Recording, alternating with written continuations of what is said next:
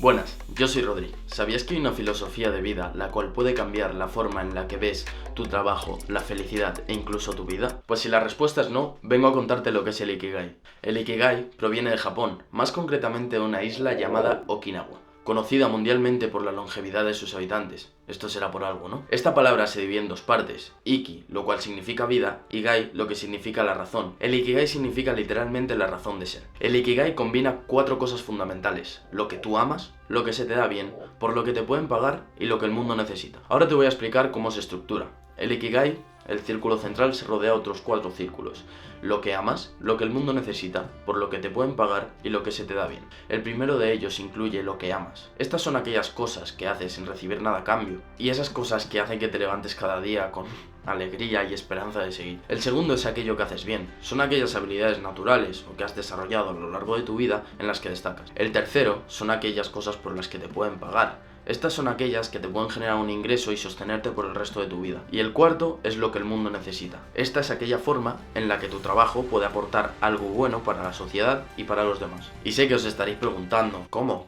voy a encontrar mi Ikigai? ¿Qué hago? Pues tranquilo, voy a ello. Lo primordial del Ikigai es sentarte a hablar contigo mismo. Sé que suena raro, pero estamos acostumbrados a hablar con todos, a preguntarle todo sobre nosotros, pero no hay nadie que tenga una mejor respuesta que nosotros mismos.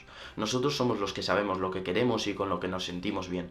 Entonces, siéntate en tu cuarto, de verdad, siéntate en tu cuarto y hazte algunas de estas preguntas. ¿Cuáles son aquellas habilidades que disfruto sin recibir nada a cambio? ¿Cuáles son mis talentos o mis habilidades más fuertes? ¿En qué problemas del mundo podría aportar algo? Y esto no significa de irte a la guerra y ayudar en Ucrania. Desde luego que sí, si es tu vocación, hazlo. Pero yo lo enfoco más a: si el mundo necesita constructores y si a ti te gusta la construcción, es una de las cosas por las que puedes ir. Si el mundo necesita médicos, es una de las cosas a las que puedes ir si es tu vocación. A eso me refiero. Tienes que pensar en lo que el mundo necesita como sociedad y ver si tú puedes ayudar en ello. Y la última, ¿por qué estaría dispuesto a recibir dinero? Sé que hay algunas cosas que no queremos profesionalizar y no queremos cobrar por ello, pero desde luego que hay otras que te pueden gustar y también puedes cobrar por ello. Entonces vas a hacer que ese trabajo sea un poquito más ameno. Y ahora vas a hacer esto. Vas a coger un cuaderno y vas a escribir 4 columnas. En una vas a escribir lo que amas, en otra vas a escribir lo que haces bien, en otra vas a escribir lo que el mundo necesita y en otra vas a escribir por lo que estarías dispuesto a cobrar. Y ahora vas a hacer el esquema del Ikigai. Con todas esas respuestas que tienes en las columnas, vas a hacer un círculo central y alrededor los 4 círculos, como ves en pantalla. En cada uno de los círculos vas a escribir cada una de las palabras que has escrito en cada columna. Y aquellas palabras que coincidan en más de una son las que van a ir en el centro. Y ese es tu Ikigai. Algunos de los beneficios de vivir tu vida con el Ikigai son que vas a tener un propósito claro. Vas a saber qué hacer y para qué hacerlo. Estarás motivado a trabajar por ello, ya que no trabajarás solo por dinero.